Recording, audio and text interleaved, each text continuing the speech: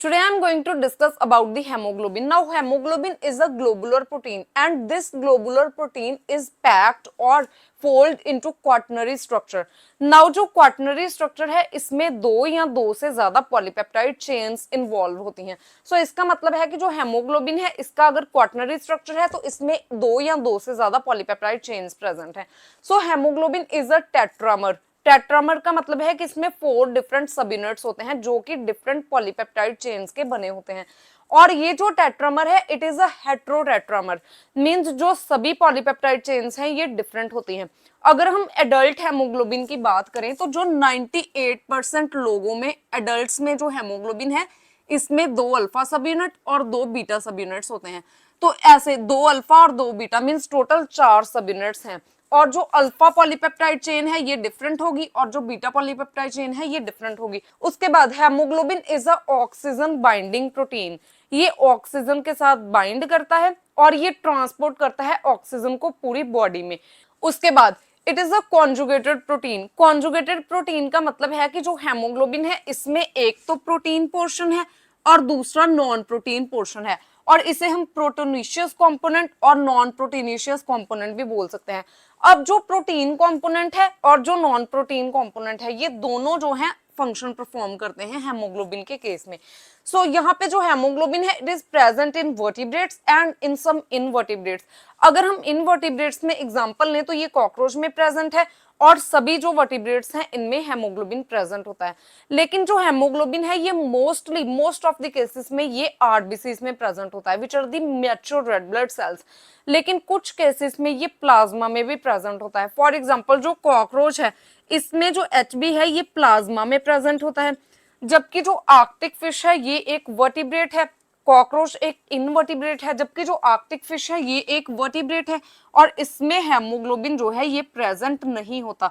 ये अकेला ऐसा वर्टिब्रेट है जिसमें कि हेमोग्लोबिन प्रेजेंट नहीं होता. लेकिन बाकी के जो वर्टिब्रेट्स हैं इनमें हेमोग्लोबिन प्रेजेंट होता है और मोस्टली जो है ये आरबीसीज में प्रेजेंट होता है इन द मैच्योर आरबीसीज. और जो हेमोग्लोबिन है एक आरबीसीज में million of haemoglobin molecules present होते हैं. इसलिए जो मैच्योर आरबीसीज हैं इनमें कोई भी सेल ऑर्गेनेली जो है ये प्रेजेंट नहीं होती. सो यहाँ पे जो सेल ऑर्गेनेलीज हैं ये एब्सेंट होती हैं ताकि ज्यादा स्पेस मिल सके जिसमें कि एचबी जो है ये इनकॉर्पोरेट हो सके. तो यहाँ पे मिलियन ऑफ एचबी मॉलिक्यूल्स हैं आरबीसी में और कोई भी जो है ऑर्गेनेली नहीं है इन द मैच्योर आरबीसीज. सो उसके बाद जो हेमोग्लोबिन है इसमें दो कंपोनेंट्स होते हैं. First is the haem component and second is the globulin component. अभी हमने देखा कि ये कॉन्जुगेटेड प्रोटीन है तो यहाँ पे जो इसमें हीम प्रेजेंट है it is a non protein component.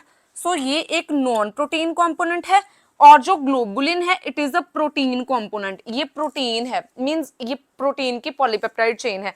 Now haem is a prosthetic group और जो हीम है इसके सेंटर में Fe2 पॉजिटिव प्रेजेंट होता है which is called the ferrous ion. तो जब जो हेमोग्लोबिन है इसमें इसके अंदर जो हीम प्रेजेंट है इसके अंदर अगर Fe2 पॉजिटिव प्रेजेंट होगा इसको हम बोलते हैं हेमोग्लोबिन. और जो हेमोग्लोबिन है ये ऑक्सीजन के साथ बाइंड करती है. लेकिन दूसरे केस में क्या होता है कि जब फेरस आयन की ऑक्सीडेशन हो जाती है due to some oxidising drugs तो यहाँ पे जो फेरस आयन है ये फेरिक आयन में कन्वर्ट हो जाता है. मींस इसकी वैलेंसी चेंज हो जाती है from Fe2 positive to Fe3 positive. और जब कोई हीम जो है इसके सेंटर में Fe3 पॉजिटिव प्रेजेंट है which is the ferric ion तो जो ये वाला हीमोग्लोबिन है इसे हम बोलते हैं मेट हेमोग्लोबिन और ये ऑक्सीजन के साथ बाइंड नहीं कर सकता. इसका मतलब है कि जो हेमोग्लोबिन है ये ऑक्सीजन के साथ बाइंड करता है लेकिन मेट हेमोग्लोबिन ऑक्सीजन के साथ बाइंड नहीं करता. नाउ जो हेमोग्लोबिन है इसमें फेरस आयन प्रेजेंट होता है और इसलिए इसका कलर रेड होता है. लेकिन अगर हीम के साथ Fe3 positive which is a ferric ion ये कंबाइन करे तो इसका कलर होता है ब्लूइश ब्राउन. और जो मेट हेमोग्लोबिन है ये मोस्टली जो ह्यूमंस हैं इनमें बहुत स्मॉल अमाउंट में प्रेजेंट होता है. नाउ अब हम देखेंगे स्ट्रक्चर ऑफ हेमोग्लोबिन. तो जो हेमोग्लोबिन है अगर हम एडल्ट हेमोग्लोबिन की बात करें तो जो 98% एडल्ट्स हैं इनमें दो अल्फा चेन्स और दो बीटा चेन्स होती हैं. तो यहाँ पे हम इसकी ही एग्जांपल लेंगे. यहाँ पे दो अल्फा चेन्स प्रेजेंट हैं these are the alpha chains and दो यहाँ पे बीटा चेन्स प्रेजेंट हैं.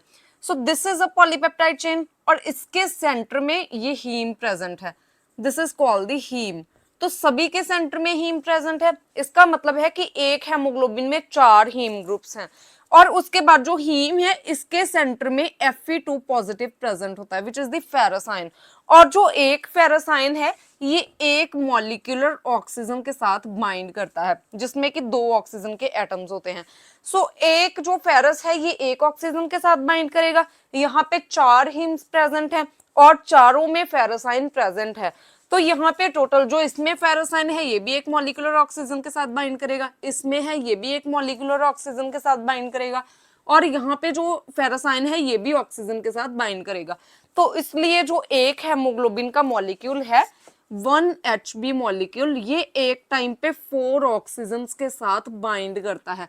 जबकि हमने मायोग्लोबिन में देखा था कि मायोग्लोबिन में सिंगल पॉलीपेप्टाइड चेन होती है जो कि टर्शियरी स्ट्रक्चर में फोल्ड होती है और वहां पे सिंगल पॉलीपेप्टाइड चेन है तो सिंगल हीम था इसलिए सिंगल ऑक्सीजन के साथ बाइंड करता था। लेकिन यहाँ पे हेमोग्लोबिन की स्ट्रक्चर में 4 डिफरेंट पॉलीपेप्टाइड चेन्स हैं जिनमें कि चारों में हीम प्रेजेंट है। जो हीम है इसके अंदर फेरस आयन है और जो फेरस आयन है ये एक मॉलिक्यूलर ऑक्सीजन के साथ बाइंड करता है। इसलिए जो एक हेमोग्लोबिन है जिसमें 4 डिफरेंट सब यूनिट हैं और 4 हीम है इसलिए ये 4 ऑक्सीजन के मॉलिक्यूल्स के साथ बाइंड करता है एक टाइम पे क्योंकि इसमें 4 फेरस आयन प्रेजेंट है। उसके बाद हेमोग्लोबिन जो है ये क्वाटर्नरी स्ट्रक्चर में फोल्ड होता है और जो क्वाटर्नरी स्ट्रक्चर है इसको स्टेबलाइज करती हैं various forces which include the non covalent bonds and covalent bonds. Covalent bonds include the disulphide bonds. लेकिन यहाँ पे जो हेमोग्लोबिन है इसमें कोई भी कोवेलेंट बॉन्ड नहीं होता, मींस कोई भी डाइसल्फाइड बॉन्ड प्रेजेंट नहीं है। तो हेमोग्लोबिन की स्ट्रक्चर को स्टेबलाइज करती हैं only non covalent interactions which include the hydrophobic interactions, van der Waals forces, hydrogen bonding, ionic interactions। और यहाँ पे हेमोग्लोबिन के केस में जो क्वाटर्नरी स्ट्रक्चर है इसको जो मेजर फोर्स स्टेबलाइज करती है that is called the hydrophobic force. जितने भी क्वाटर्नरी या टर्शियरी स्ट्रक्चर्स हैं इनको जो मेजर फोर्स स्टेबलाइज करती है ये हाइड्रोफोबिक इंट्रैक्शन या फिर हाइड्रोफोबिक फोर्स होती है। उसके बाद जो हेमोग्लोबिन है ये डिफरेंट टाइप्स की इसमें चेन होती हैं which are called the polypeptide chains जो कि एडल्ट टू एम्ब्रियो वेरी करती हैं। नाउ जो एडल्ट्स हैं इनमें 2 तरह की हेमोग्लोबिन होती है।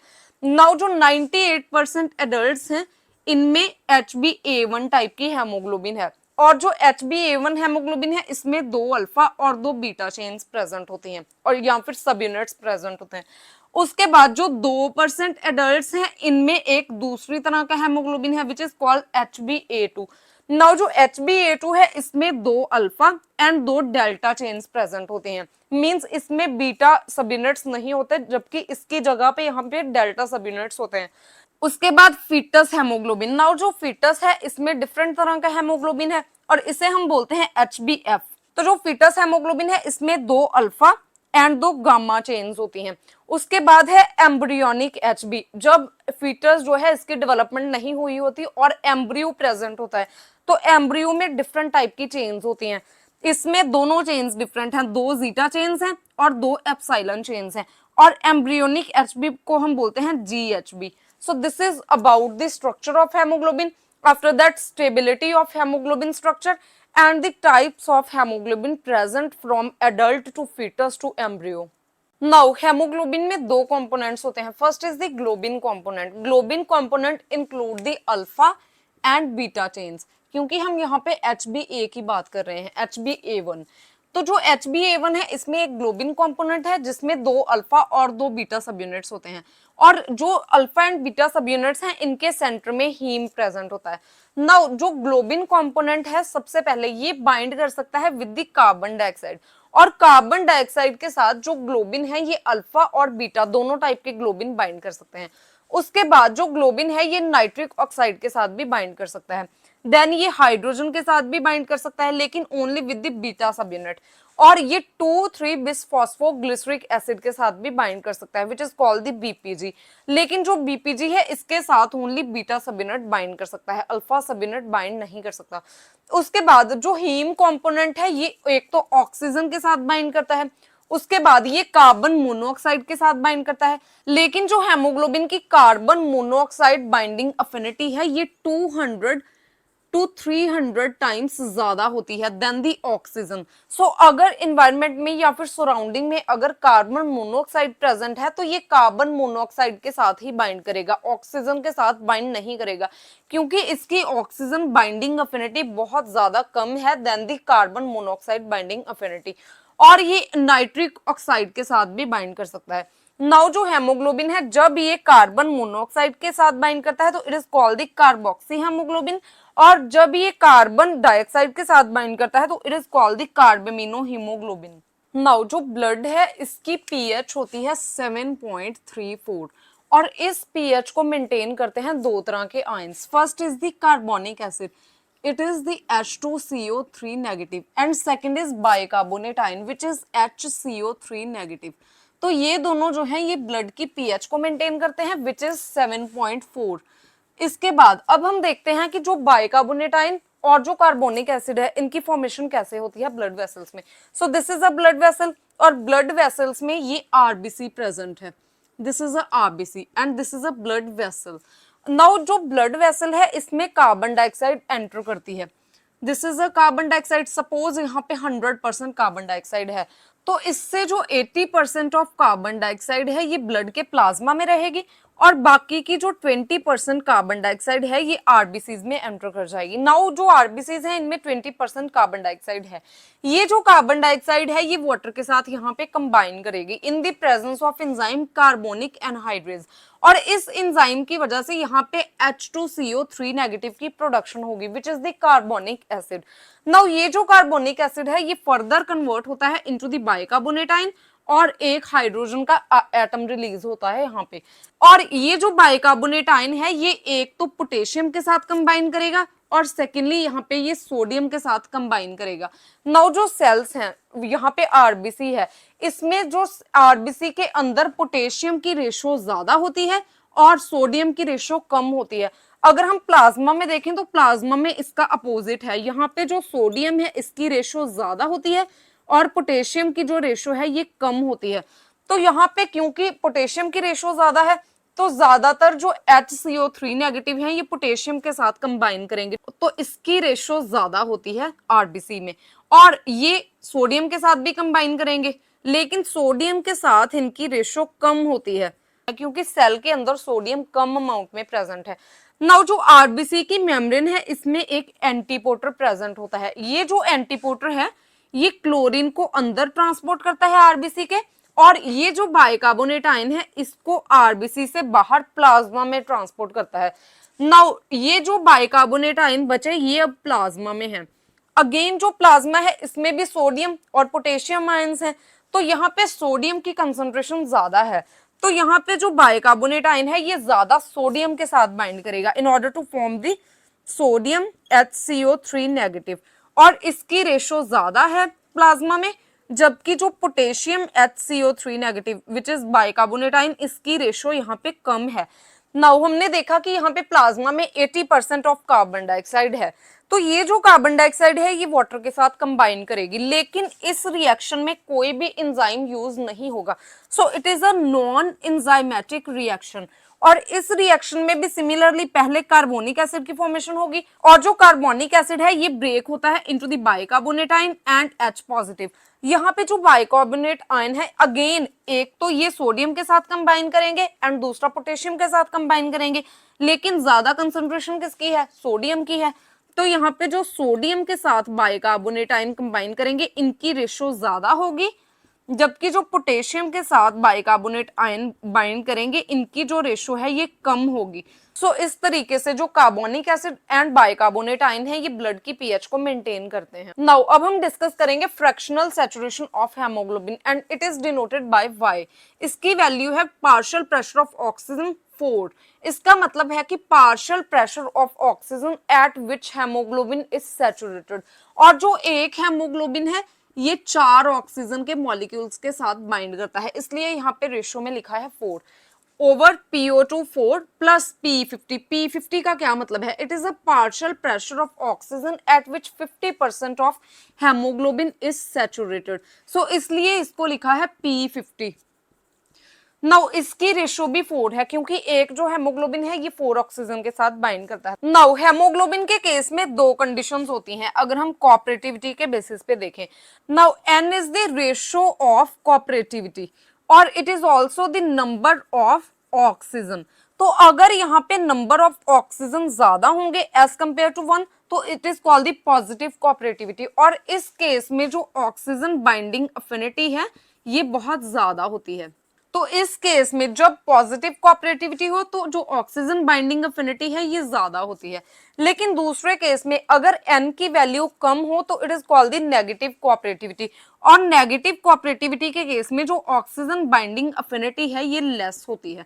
तो हेमोग्लोबिन में ये दो केसेस होते हैं, या तो इसकी ऑक्सीजन बाइंडिंग अफिनिटी ज्यादा होगी, और ऑक्सीजन बाइंडिंग अफिनिटी कब ज्यादा होगी, जब ऑक्सीजन ज्यादा अमाउंट में प्रेजेंट होगी। लेकिन जब ऑक्सीजन कम अमाउंट में प्रेजेंट होती है तो इसकी ऑक्सीजन बाइंडिंग अफिनिटी भी डिक्रीज हो जाती है। नाउ अब हम देखेंगे oxygen dissociation curve for haemoglobin. तो जो ऑक्सीजन डिसोसिएशन कर्व है हेमोग्लोबिन की, it is a sigmoid curve. इस साइड है percentage of saturation of oxygen and this side is partial pressure of oxygen. Now at this value 50% of Hb is saturated with oxygen, और जिस point पे ये आ रहा है इसे हम बोलते हैं Kd। So value of Kd is 26 torr जो कि बहुत ज्यादा है। तो जब Kd की वैल्यू इस साइड मूव करती है तो इसका मतलब है कि जो भी कंपाउंड का हम ग्राफ ले रहे हैं उसकी ऑक्सीजन बाइंडिंग अफिनिटी बहुत कम है, और जब Kd की वैल्यू इस साइड होगी तो उस कंपाउंड की जो ऑक्सीजन बाइंडिंग अफिनिटी है ये ज्यादा होगी। तो अब यहाँ पे Kd की वैल्यू बहुत ज्यादा आ रही है विच इज 26 टॉर। तो इसका मतलब है कि जो Hb है विच इज हेमोग्लोबिन, इसकी ऑक्सीजन बाइंडिंग अफिनिटी कम है, because Hb is a transport protein, और जो ट्रांसपोर्ट प्रोटीन होते हैं इनकी ऑक्सीजन बाइंडिंग अफिनिटी कम होती है as compare to the storage protein, जिसमें हमने एग्जांपल देखी थी मायोग्लोबिन की। तो मायोग्लोबिन एक स्टोरेज प्रोटीन है इसलिए इसकी जो ऑक्सीजन बाइंडिंग अफिनिटी है ये ज्यादा होती है, लेकिन जो Hb है ये एक ट्रांसपोर्ट प्रोटीन है तो इसकी जो ऑक्सीजन बाइंडिंग अफिनिटी है ये कम होती है as compare to the myoglobin. So this is all about the haemoglobin structure and function of haemoglobin. After that, fractional saturation of hemoglobin and oxygen dissociation curve for hemoglobin. If you have any type of query regarding this topic, please ask me in comment section, and if you find the content useful, please like and share the video and subscribe my channel Biology on Earth.